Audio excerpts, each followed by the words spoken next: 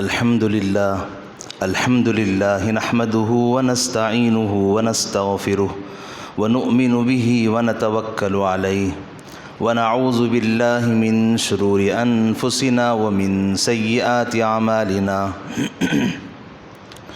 من يهده الله فلا مضل له ومن يضلله فلا هادي له ونشهد أن لا إله إلا الله وحده لا شريك له ونشهد أن سيدنا ونبينا ومولانا محمدا عبده ورسوله.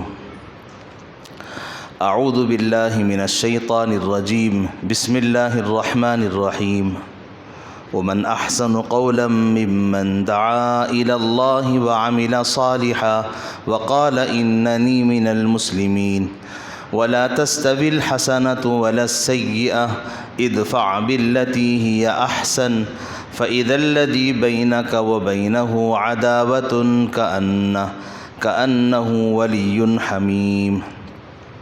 صدق الله العظيم.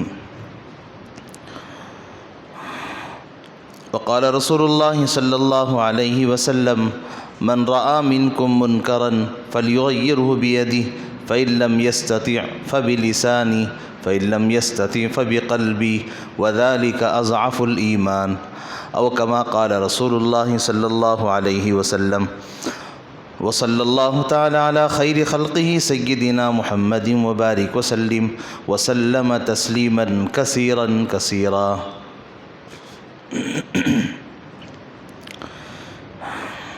بزرگوں اور عزیز بھائیوں،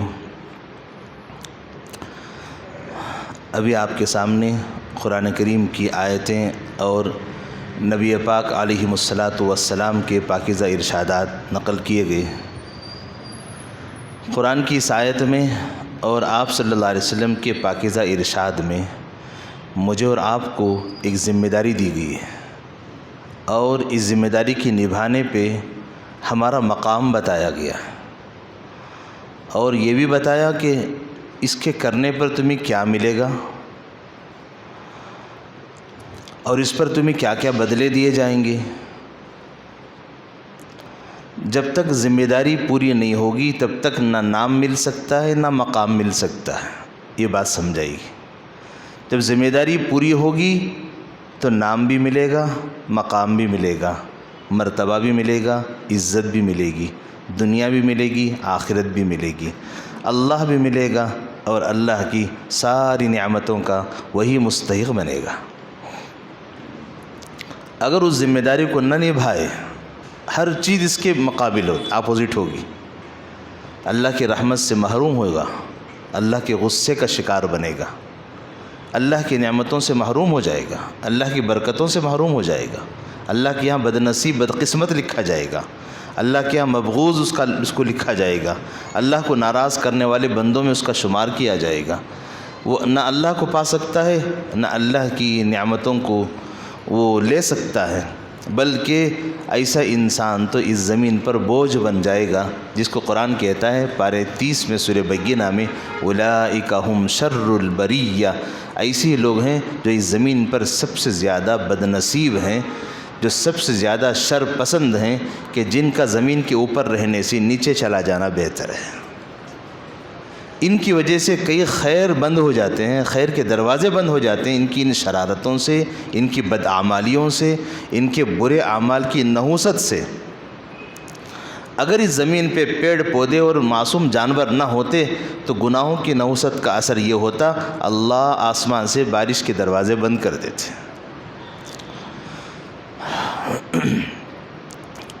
تو ان آیات کو سمجھنے کے لیے یہ خلاصہ ہے. تو اب آگے ہم آیت کا ترجمہ ہم پڑھیں گے تو اب ہم کو اندازہ ہوگا اللہ نے مجھے اور آپ کو ذمہ داری کیا دی ہے. فرمایا وَمَنْ أَحْسَنُ قَوْلًا مِمَّنْ دَعَا إِلَى اللَّهِ وَعَمِلَ صَالِحًا وَقَالَ إِنَّنِي مِنَ الْمُسْلِمِينَ. 3 باتیں. قرآن بہت آسان ہے، بہت آسان ہے. قرآن خود کہتا ہے وَلَقَدْ يَسَّرْنَا الْقُرْآنَ لِلذِّكْرِ فَهَلْ مِن مُدَّكِرٍ. ہے کوئی سمجھنے والا؟ ہم نے قرآن کو آسان بنا کے اتارا ہے. اتنا آسان ہے، اتنا آسان ہے، جب ہم قرآن کھول کے بیٹھیں گے، سچ کہتا ہوں اللہ کی طرف اگر وہ متوجہ ہوگا، قرآن کو سمجھنے لگے گا، اللہ سمجھا دیں گے اس کو، اور اس کے بعد اس کی آنکھوں سے آنسو گرے بغیر وہ اٹھ نہیں سکتا۔ جنت کی نعمتیں آتے ہیں، چہرے پہ مسکراہٹ آ جاتی ہے، جہنم کے تذکرے آتے ہیں، آنکھوں سے آنسو بہہ جاتے ہیں، جسم کے بال کھڑے ہو جاتے ہیں اس کے۔ قرآن جہاں ڈراتا ہے اور وہیں امید بھی دلاتا ہے۔ ڈر اور خوف کے درمیان ہمارا ایمان ہوتا ہے، ڈر بھی چاہیے، امید بھی چاہیے، صرف ڈر کے مرنا نہیں ہے، اور امید کے بھروسے پہ گناہ پہ جرت بھی نہیں کرنا ہے۔ اس لیے قرآن دونوں باتوں کے درمیان لے کے چلتا ہے بندے کو۔ گناہ کر لیا، ٹھیک ہے، اللہ غفور الرحیم ہے، معافی تو مانگ لو، اللہ معاف کر دے گا۔ کہ ایسا نہ کہ گناہ پہ جرت ہو گئی، گناہ پہ گناہ کر رہا ہے، کہتا جا رہا ہے اللہ بڑے مہربان ہیں۔ اللہ جہاں غفور الرحیم ہے وہیں وہ جبار قہار بھی ہے، وہ نام بھی اللہ کا یاد رکھنا چاہیے۔ تو قرآن واقعی بڑی عظیم الشان کتاب ہے، تو جس کو قرآن کا مزہ ملتا ہے اس کے تو رات دن اسی میں کٹ جاتے ہیں، کیونکہ ہم قرآن سے ہمارا تعلق بہت دور جا چکا ہے، اس لیے ہم قرآن کو نہ سمجھ رہے ہیں، نہ سمجھنے کی کوشش میں لگ رہے ہیں۔ بہت سارا ٹائم ہمارے پاس الحمدللہ ہے، ہر ایک کے پاس تھوڑا سا وقت آپ اگر نکالیں گے تو اسلام کو صحیح معنی میں سمجھنے کے لیے قرآن سے بڑھ کر کوئی کتاب نہیں ہے۔ قرآن ہی تو اسلام ہے، اور قرآن ہی نے تو اسلام کو سمجھایا ہے، اور قرآن ہی نے تو نماز کو بتایا، اور میں اور آپ مسلمان ہیں اس نام کو بھی قرآن ہی نے تو دیا ہے۔ علامہ سیوطی رحمۃ اللہ علیہ بڑے مفسرین میں سے ہیں، مدرسوں میں ان کی کتاب پڑھائی جاتی ہے، اپنے زمانے کے بہت بڑے مفسر محدث، اللہ نے بڑا کمال ان کو علم کا دیا تھا۔ انہوں نے ایک بار سوچا، اس آیت میں اللہ نے فرمایا ہے وَقَالَ إِنَّنِي مِنَ الْمُسْلِمِينَ، تو اس میں کہا گیا کہ میں مسلمان ہوں، تو کیا مسلمان صرف امت محمدیہ کو کہا جاتا ہے یا اس سے پہلے بھی کوئی مسلمان تھے؟ جیسے کرسچینس، یہودی، عربی میں عیسائی ان کو کہتے ہیں، بنی اسرائیل، ایسے اس سے پہلے بھی کوئی مسلمان امت تھی؟ تو صرف اس ایک تحقیق پر انہوں نے 40 صفحے کی کتاب لکھی ہے۔ اللہ اکبر، سوچنے کی بات ہے، ایک مسلمان کا لفظ انہوں نے قرآن حدیث میں، بزرگوں کی روایتوں میں اور ان کے واقعات میں ڈھونڈا، اور لاسٹ میں یہ بتایا یہ صرف اور صرف کمال اس امت کو اللہ نے دیا ہے، اتنا اچھا نام مسلمان بنا کے ہمیں دیا ہے، ہمارے نام ہی سے ہمارے اخلاق ٹپکتے ہیں۔ مسلمان کہتے کسے ہیں؟ خدا کے آگے اپنا سر جھکا دینے والا، بس اللہ جو کہہ دے بس اب میری اپنی کچھ نہیں چلے گی۔ مسلمان کہتے ہیں اسی کو، کسی کے آگے سر جھکا دینا، گویا میں تمہارے تابع بن گیا، تم جو کہو گے ویسے ہی میں چلوں گا۔ تو مسلمان کی فطرت میں اللہ نے اسلام کا اثر یہ ڈال دیا ہے کہ وہ اللہ کے احکامات کے آگے اپنی عقل اور اپنا دماغ نہیں چلاتا۔ تو الغرض اس میں 3 باتیں کہی گئی۔ وَمَنْ أَحْسَنُ قَوْلًا مِّمَّنْ دَعَا إِلَى اللَّهِ، جو بندہ کسی کو اللہ کی طرف بلائے، کیا اس سے اچھی بات دنیا میں کوئی اور ہو سکتی ہے؟ دیکھیے اللہ کا کتنا پیارا انداز ہے، کوئی بندہ کسی دوسرے بندے کو، اپنے کسی بھائی کو میری طرف بلائے، اپنے رب کی طرف بلائے۔ وَمَنْ أَحْسَنُ قَوْلًا مِّمَّنْ دَعَا إِلَى اللَّهِ، اللہ پوچھ رہے ہیں کیا اس سے اچھی بات کوئی اور ہو سکتی ہے؟ بچھڑے ہوئے بندے کو، روٹھے ہوئے بندے کو، دور بھاگے ہوئے بندے کو کوئی آقا سے ملائے، اپنے رب سے ملائے، اپنے اللہ سے ملا دے۔ اللہ خود فرما رہے ہیں اس سے اچھا کام کوئی ہو سکتا ہے؟ وَمَنْ أَحْسَنُ قَوْلًا مِّمَّنْ دَعَا إِلَى اللَّهِ، ایک تو یہ بلا بھی رہا ہے، وَعَمِلَ صَالِحًا، نیک کام کر بھی رہا ہے، اور آگے کہتا ہے وَقَالَ إِنَّنِي مِنَ الْمُسْلِمِينَ، میرا کوئی کمال نہیں ہے، میں بھی ایک معمولی انسان ہوں، میں بھی ایک معمولی مسلمان ہوں۔ گویا قرآن یہ کہنا چاہتا ہے کہ کام کرنے والا بہت اونچا کام کر رہا ہے، بڑے رب کی طرف وہ بلا رہا ہے بندوں کو، صرف بلا ہی نہیں رہا ہے، بلاتا بھی ہے، خود عمل بھی کرتا ہے۔ جن چیزوں کی وہ کسی کو دعوت دیتا ہے، سب سے پہلے ان دعوت والے اعمال کا خود کو اس نے پابند بنایا ہے۔ میں کسی کو نماز کی دعوت دے رہا ہوں، میں صف اول کا نمازی ہوں، تب ہی تو میری زبان میں اللہ وہ اثر ڈالیں گے، سامنے والے کو نمازی بنانے پر متوجہ کرائیں گے۔ میں نے نمازیں چھوڑ دی، کوئی عمل میرے پاس نہیں، کسی کو جا کے بلاؤں تو میرا دل نہیں مانے گا، ارے میں خود پابند نہیں ہوں، میں کیا صورت لے کے اس کے پاس جاؤں؟ تو اللہ یہاں خوبی بتا رہے ہیں داعی کی، فرمایا وَمَنْ أَحْسَنُ قَوْلًا مِّمَّنْ دَعَا إِلَى اللَّهِ، جو اللہ کی طرف بلائے، وَعَمِلَ صَالِحًا، اور نیک اعمال کرے۔ اتنا اچھا کام کرنے کے بعد بھی وہ کیا کہتا ہے؟ اِنَّنِي مِنَ الْمُسْلِمِينَ، میں عام مسلمانوں کی طرح ایک مسلمان ہوں، میرے اس کام کے کرنے کی وجہ سے مجھے سینگ نہیں آ گئے مجھے کہ چار لوگوں کے بیچ میں اپنا کالر اچھالتے پھروں کہ میرے سے اچھا کام بھی کوئی کرنے والا ہے، کہ نہیں، ایسا کام نہیں کرتا ہوں۔ اچھا کام کرتا ہے، اپنے آپ کو چھوٹا بنا کے پیش کرتا ہے، میں تو ادنا سا مسلمان ہوں، میں معمولی سا انسان ہوں۔ یہ ہوتی ہے دین اسلام زندگی میں آتا ہے، اس کی سب سے بڑی خوبی ہے کہ آدمی اپنے آپ کو چھوٹا سمجھنے لگتا ہے۔ من تواضع للہ رفعہ اللہ، حدیث میں ہے کہ جو اپنے آپ کو چھوٹا سمجھتا ہے اللہ اس کو بلند بنا دیتے ہیں، جیسے اسپرنگ کی طرح، جتنا دباؤ اتنا اوپر اچھلے گا، اسپنج کی طرح۔ ایمان والا ایسی ہوتا ہے کہ جب اپنے آپ کو چھوٹا سمجھتا ہے، میں کچھ نہیں ہوں، میں کچھ نہیں ہوں، اللہ سب کے دلوں میں اس کی عظمت ڈال دیتے ہیں، ہر کوئی اس کا احترام کرتا ہے، ہر کوئی اس کو سلام کرنا اپنی خوش نصیبی سمجھتا ہے، ہر کوئی اس کے ساتھ اٹھنا اور بیٹھنا یوں سمجھتا ہے کہ اس سے میرا ایمان تازہ ہو جائے گا، اس سے میرے اعمال میں قوت پیدا ہو جائے گی۔ یہ ہوتی دعوت کے اس عمل کی تاثیر۔ سب سے پہلا اثر دنیا میں اللہ یہ دیتے ہیں کہ اس کے اعمال میں اثر ڈال دیتے ہیں، اس کی زبان میں اثر پیدا کرا دیتے ہیں، اس کی آنکھوں میں وہ نور ڈال دیتے ہیں کہ جس پر وہ اللہ کی طرف متوجہ ہو کر نظر ڈالے اللہ اس کو بھی ہدایت کی توفیق سے مالا مال کر دیتے ہیں۔ وَمَنْ أَحْسَنُ قَوْلًا مِّمَّنْ دَعَا إِلَى اللَّهِ وَعَمِلَ صَالِحًا وَقَالَ إِنَّنِي مِنَ الْمُسْلِمِينَ۔ آگے فرمایا وَلَا تَسْتَوِي الْحَسَنَةُ وَلَا السَّيِّئَةُ، نیکی اور برائی دونوں برابر نہیں ہو سکتے۔ ادفع باللتی ہی احسن، اگر کوئی تمہارے ساتھ برائی سے پیش آئے، بد اخلاقی سے پیش آئے، گالی گلوچ پہ اتر جائے، سامنے ہو یا پیچھے تمہاری برائی کرنے لگے، تاکہ تم اس کے ساتھ اچھائی کا معاملہ کرو۔ ادفع باللتی ہی احسن، انہیں وہ برائی کر رہا ہے ہم بھی برائی کرنے لگے، اینٹ کا جواب پتھر سے نہیں ہے، اینٹ کا جواب پھول سے۔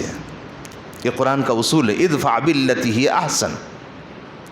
برائی کرنے لگے خوبیوں سے جواب دو، اخلاق سے پیش آؤ۔ آگے فرمائے اس سے فائدہ کیا ہوگا؟ فَإِذَا الَّذِي بَيْنَكَ وَبَيْنَهُ عَدَاوَةٌ، جو تمہارے دونوں کے درمیان جو دشمنی ہے، تم ادھر اخلاق سے پیش کر رہے ہو، وہ بد اخلاقی پیش کر رہا ہے، یہ دشمنی ہی کی تو نشانی ہے، تاکہ تمہارے اخلاق کا اثر یہ ہوگا۔ فَإِذَا الَّذِي بَيْنَكَ وَبَيْنَهُ عَدَاوَةٌ، جو دشمنی ہے ایک دن وہ بھی آئے گا، كَأَنَّهُ وَلِيٌّ حَمِيمٌ، وہ تمہارا جگری دوست بن جائے گا۔ اللہ اکبر، یہ قرآن کا اصول ہے، قرآن کا طور طریقہ ہے، قرآن جینے کا سلیقہ سکھا رہا ہے۔ معاشرے میں جو ہم ایک دوسرے کے ساتھ رہتے ہیں، ہر کوئی ایک خاندان کا نہیں ہے، جتنے ہیں سب اپنے اپنے خاندان کے، ہر ایک کی سوچ الگ، ہر ایک کی فکر الگ، ہر ایک کے کمانے کا طرز الگ، ہر ایک کے خیالات الگ، اور ہر ایک کے خواب الگ، ہر ایک الگ الگ طریقے پہ جینا چاہتا ہے۔ لیکن قرآن کہتا ہے سب الگ الگ ہیں، لیکن تمہاری سب کی سوچ ایک جیسی ہونی چاہیے، دینی اعتبار سے تمہاری سوچ ایک ہو۔ تو اس میں ایک دوسرے کے آپس میں ٹکراؤ کبھی ہو ہی جاتا ہے، آپس میں ایک دوسرے کا مخالف بن جاتا ہے، ایک دوسرے کے ساتھ کبھی مال کی بڑھوتری کی وجہ سے ایک دوسرے کا مخالف بننے لگتا ہے، کوئی زیادہ ترقی کر جائے نیچے والے اس سے جلنے لگتے ہیں، کبھی نیچے والا اوپر والے کو نیچا کر دے یہ اوپر چلا جائے تو یہ اس سے جلنے لگتا ہے، اور کبھی کسی بھی معاملے کی وجہ سے ایسے معاملات پیش آتے ہیں۔ قرآن ایک اصول بتا رہا ہے، اگر کوئی تمہارے ساتھ بد اخلاقی سے پیش آئے، تمہارے بازو بیٹھنا پسند نہ کرے، تم سے بات کرنا پسند نہ کرے، اور تم اگر سلام بھی کرنے لگو وہ تمہارے جواب دیے بغیر گزر جائے، جان بوجھ کے جواب دیے بغیر گزر جائے، اور وہ اپنے اعمال سے یوں پیش کرے اپنے آپ کو کہ میں تم سے جڑنا نہیں چاہتا، قرآن کہتا ہے تم اس کے ساتھ جڑے رہو۔ ایک دن آئے گا، ضرور آئے گا کہ یہ دشمنی کی جو نفرت کی جو دیوار ہے وہ ٹوٹے گی، اللہ محبت سے اس کو بدل دیں گے۔ کأنہ ولی حمیم، وہ ایسے دل و جان سے تم سے محبت کرے گا، ایسے لگتا ہے جیسے وہ تمہارا جگری دوست ہے۔ یہ نیک عمل کا اثر ہے، اسی کی تو دعوت دینی ہے اور اسی پہ امت کو کھڑا کرنا ہے، اسی پہ مجھے اور آپ کو آنا ہے۔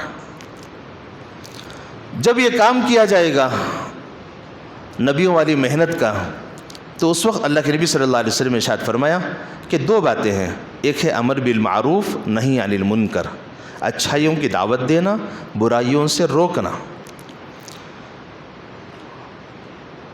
تو جب برائی سے روکنا ہے تو کیسے روکیں گے؟ من رأى منکم منکرا فلیغیرہ بیدہ فإن لم یستطع فبلسانہ فإن لم یستطع فبقلبہ وذلک اضعف الایمان۔ فرمایا من رأى منکم منکرا، اگر اس دعوت کی اس عالی محنت میں کوئی لگا ہوا ہو جہاں اس کو خوبیاں نظر آتی ہیں، کمیاں بھی نظر آتی ہیں۔ خوبیوں کی دعوت دینا بڑا آسان بھی ہے، اچھا بھی نظر آتا ہے، آدمی جم کے بولتا بھی ہے۔ منکرات پہ جب بولنے لگتا ہے سامنے والا وہیں سے نفرت کرنے لگتا ہے۔ اگر سامنے والے سے یوں کہہ دے کہ بھائی تم پینٹ نیچے لٹکاتے ہو، پینٹ تھوڑی اوپر کر لو، وہ کہے گا بڑے آئی جی بولنے والے تم۔ اچھائی کی دعوت دی جائے ہر کوئی سنے گا، کرنا نہ کرنا بات کی چیز ہے، سننے میں مزہ بھی آتا ہے، بولنے میں مزہ بھی آتا ہے۔ جب برائی سے روکا جاتا ہے تو تب بندہ کھڑا ہو جاتا ہے مقابل بن کر، کہ مجھے تم بولنے والے ہو، ارے میرے سامنے تم پیدا ہوئے، میری عمر تمہاری عمر کہاں کی، میرے علم کے اعتبار سے تمہارا علم کیا حیثیت کا، کہ تم میرے سامنے تو پوتے اور نواسے بیٹے کے برابر بھی نہیں، ایل فول آوازیں لگنے لگتی ہیں۔ تو منکرات کا معاملہ بڑا نازک ہوا کرتا ہے، اس لیے اللہ کے نبی صلی اللہ علیہ وسلم نے درجات بتائے کہ ہر جگہ فائرنگ کرنا نہیں ہے۔ من رأى منکم منکرا فلیغیرہ بیدہ، اگر تم باپ ہو تو پہلا درجہ ہے، بیٹے کو مار کے روک سکتے ہو، استاد ہو شاگرد کو مار کے روک سکتے ہو، فلیغیرہ بیدہ، کہو کہ بیٹے ایسا نہیں کرنا چاہیے۔ استاد ہے تو شاگرد سے کہہ سکتا ہے کہ تم پڑھ رہے ہو اور ایسی شرارت کرتے ہو، تاکہ استاد اگر مارے تو شاگرد یہ سمجھتا ہے استاد کا مار میرے لیے پھول کا ہار۔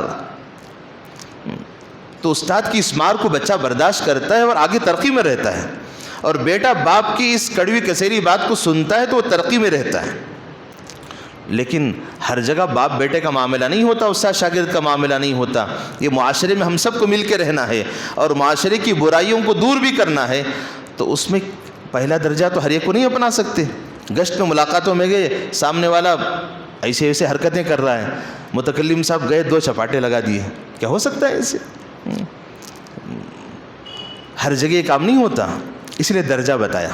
من رأى منکم منکرا فلیغیرہ بیدہ فإن لم یستطع فبلسانہ، کیا کہ اس کے بعد پیار محبت سے، اخلاق سے، زبان سے روکو، کہ بھائی یہ کام نہ کرو، یہ تمہارے لیے نہ دنیا میں اچھا ہے نہ آخرت میں اچھا ہے، اس سے تو تمہاری عزت بھی جائے گی اور ساتھ ساتھ تمہارے خاندان کی عزت بھی خاک میں مل جائے گی۔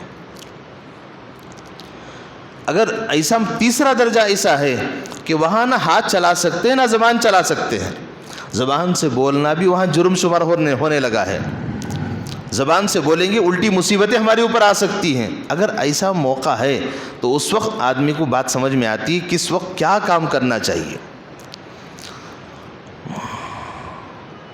فرمایا اس وقت کم سے کم آخری درجہ یہ ہے دل میں اس کو برا سمجھنا چاہیے، یہ جو کام ہو رہا ہے برا ہے، مجھے اس کام میں شرکت مجھے نہیں کرنی ہے۔ مثال کے طور پہ 4 لوگ بیٹھے، وہاں کسی اور آدمی کی برائی شروع ہو گئی، بیٹھنے والے سب عمر میں بڑے بڑے لوگ ہیں، اگر ان کو میں روکوں تو وہ کہیں گے بڑا آیا روکنے والا، نہ وہ زبان چل سکتی ہے نہ ہاتھ چلا سکتے ہیں۔ تاکہ اس وقت آخری درجہ یہ ہے دل میں اس کو برا سمجھ، یہ جو کر رہے ہیں برا ہے، اس وقت مجھے یہاں بیٹھنا نہیں چاہیے، اٹھ کے چلا جانا چاہیے۔ یہ اٹھ کے جو چلا جانا ہے یہ اسی نفرت کا اظہار ہے کہ اس بات کو میں پسند نہیں کرتا، یہاں جو تم برائی کر رہے ہو، دین کے نام پہ بے دینی جو کام کر رہے ہو، یہ اچھی چیز نہیں ہے۔ فرمایا کہ وَذَلِكَ أَضْعَفُ الْإِيمَانِ، یہ ایمان کا کمزور درجہ ہے، آخری درجہ ہے یوں سمجھو۔ تو گیا اس امت کی جو خوبیاں ہیں، امر بالمعروف نہی عن المنکر، ساری امت کو اللہ رب العزت نے دو کام دیے ہیں، عبادت۔ اس سے پہلے امتیوں کی ذمہ داری جو تھی صرف عبادت کی تھی، دعوت کی نہیں تھی۔ اس امت کی خوبی یہ ہے، اس امت کو اللہ نے عبادت بھی دی، دعوت بھی دی۔ پہلے نبیوں کی ذمہ داری امت کو دعوت دینا تھا، امت کو صحیح راستے پہ لانا تھا، برائیوں سے بچانا صرف نبی کی ذمہ داری ہوتی تھی، امتیوں کی ذمہ وہ کوئی ضروری کام نہیں ہوتا تھا۔ اس امت کی سب سے بڑی خوبی یہ ہے، ختم نبوت کے صدقے میں، حضرت محمد رسول اللہ صلی اللہ علیہ وسلم کی نبوت کے صدقے میں مجھے اور آپ کو نبی والا کام من وعن 100% مجھے اور آپ کو ملا ہے۔ نبی نے جیسے جیسے کام کیا وہ سارے اصول اور ضابطے میرے اور آپ کے لیے، ہمیں بھی اسی درد کے ساتھ، اسی فکر کے ساتھ، اسی کڑن کے ساتھ دائم الفکرہ دائم الحزن۔ نبی کی جو خوبیاں ہیں، ہمیشہ فکر مند رہتے تھے، میری امت کا کیا ہوگا، یا رب امتی یا رب امتی کے جو الفاظ حدیث کی کتابوں میں لکھے گئے ہیں کہ حضور کی جو خوبی تھی، امت کے اندر جب تک ایسا درد نہیں آئے گا تب تک امت کے اندر امت پناہ پیدا نہیں ہو سکے گا، اور امت کو صحیح معنی میں حضور کا امتی کہنے کا حق بھی نہیں مل پائے گا۔ اسی لیے حضرت مجدد الفسانی رحمۃ اللہ علیہ، احمد سرہندی رحمۃ اللہ علیہ کہ اکبر بادشاہ کے دور کے بزرگوں میں سے ہیں، 1000 سال کے بعد اللہ نے ان سے بڑا کام لیا اس ہندوستان میں۔ تو وہ سب متحدہ ہندوستان تھا، متحدہ ہندوستان یعنی پاکستان، بنگلہ دیش، برما، جتنے سب مل کے تھے۔ تو حضرت اپنے مکتوبات میں بات لکھتے ہیں، اللہ رب العزت نے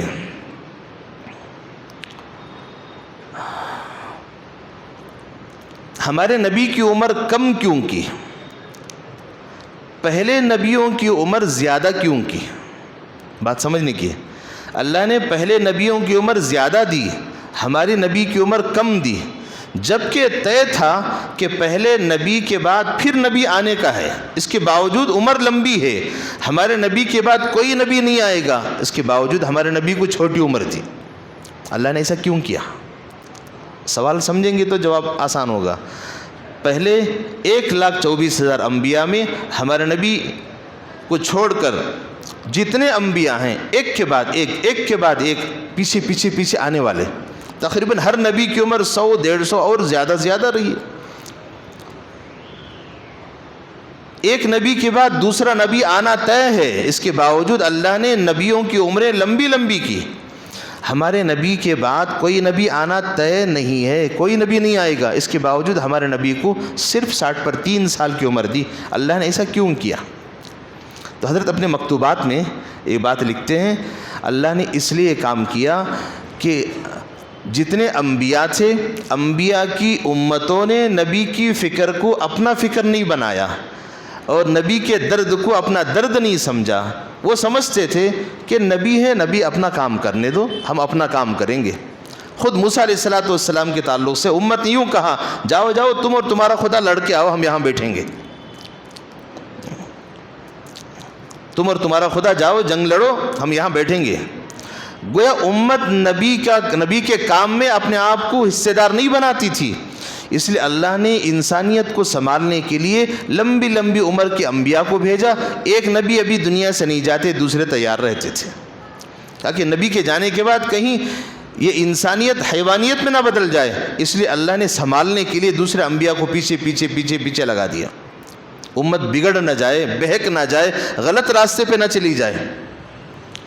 لیکن قربان جائیے آقا دو جہاں حضرت محمد رسول اللہ صلی اللہ علیہ وسلم پر کہ اللہ کو ہمارے نبی کی اس امت پر، میرے اور آپ جیسے، ہم جیسے کمزور ایمان والوں پر اللہ کو اتنا اطمینان، اتنا اعتماد، اتنا بھروسہ تھا۔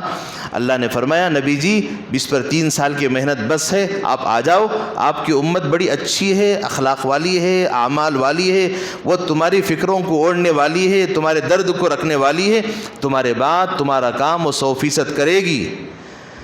لہذا نبی کی عمر چھوٹی کر کے اللہ نے اپنے پاس بلا لیا اور امت کی ذمہ سارا کام دے دیا، اور اس امت نے اس کام کو خوشی سے لیا، بوجھ نہیں سمجھا۔ فَلْيُبَلِّغِ الشَّاهِدُ الْغَائِبَ، حضور نے عرفات کے میدان میں اعلان کیا اور کہا کہ او میرے صحابہ، بڑا مجمع تھا، ہزاروں کا مجمع تھا، تم تک میں نے جتنی دین کی باتیں پہنچائی ہیں، یہ ساری باتیں جب تک تم زندہ رہو گے تب تک دوسروں تک پہنچانا ہے تمہاری ذمہ داریوں میں سے ہے۔ حضرات صحابہ نے ذمہ داری کو اوڑھ لیا،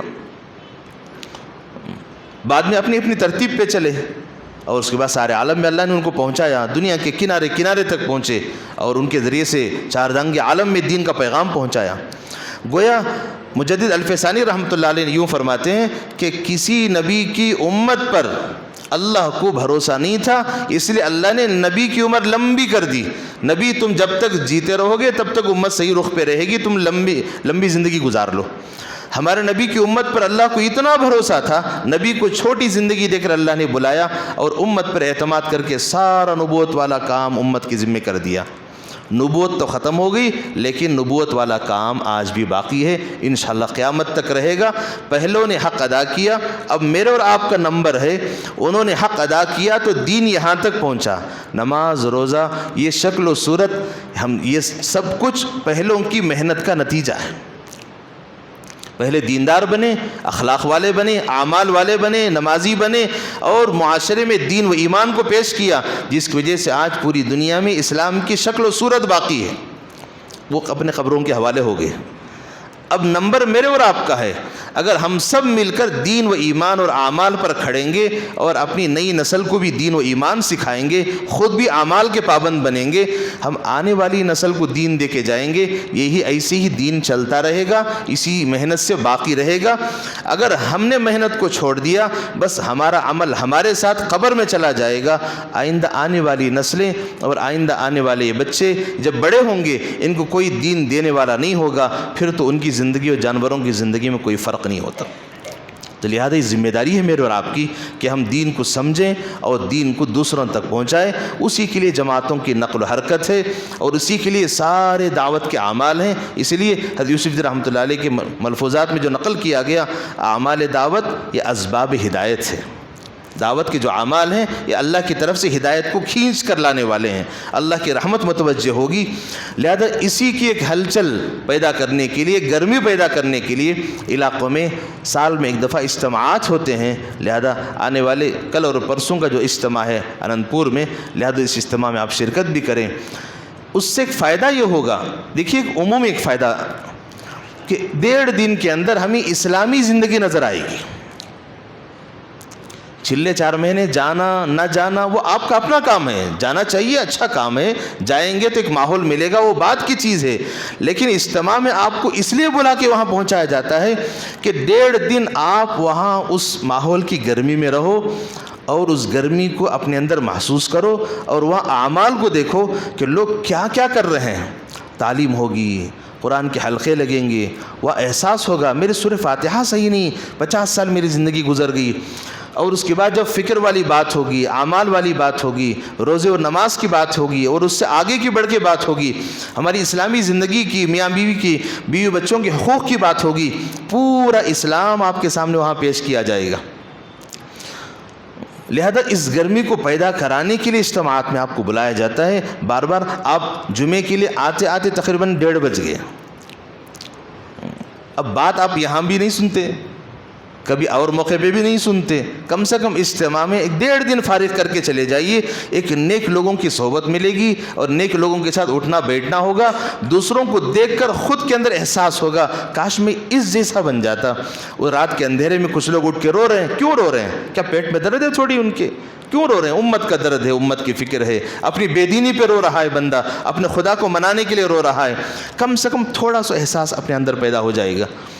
اس کے لیے آپ تمام سے گزارش ہے، چھوٹے بڑے سب شرکت کریں اور خوب منت سماجت کر کے اللہ سے دعائیں مانگیں، اور اجتماع کی کامیابی کی دعا ابھی سے مانگنا ہے، اور دنیا میں جتنے اجتماعات ہو رہے ہیں سب کی کامیابی کی دعا ابھی سے مجھے اور آپ کو کرنا ہے۔ کسی بھی اجتماع سے ایک بھی خیر پھیلتا ہے، پورا اجتماع ہمارا کامیاب ہے۔ اگر اس میں میری اور آپ کی شرکت ہو گئی، اس اجتماع کی اس شرکت کی وجہ سے میرے دل پہ تھوڑی سی چوٹ بھی اگر لگ گئی، ارے تو کیسی زندگی گزار رہا ہے، تجھے کیسا زندگی گزارنا تھا، اتنی بھی اگر میں گرمی لے کے اگر آ گیا، انشاءاللہ میری زندگی کی کایا پلٹ جائے گی، اس میں لگایا ہوا سب کامیاب ہو گیا، ساری لوگوں کی محنت کامیاب ہوئی، اور میری ایک نماز کی، میرے نمازی بننے کی برکت، میرے دیندار بننے کی برکت، اس کا اثر اس میں شرکت کرنے والے سارے لوگوں کی ہدایت کا ذریعہ بن سکتا ہے۔ تو یہ بڑا خیر کا کام ہے. اللہ میری اور آپ کی شرکت کو قبول فرما دے اور اجتماع کی برکات کو اللہ پورے علاقے میں اللہ اس سے مالا مال فرما دے. وآخر دعوانا الحمدللہ.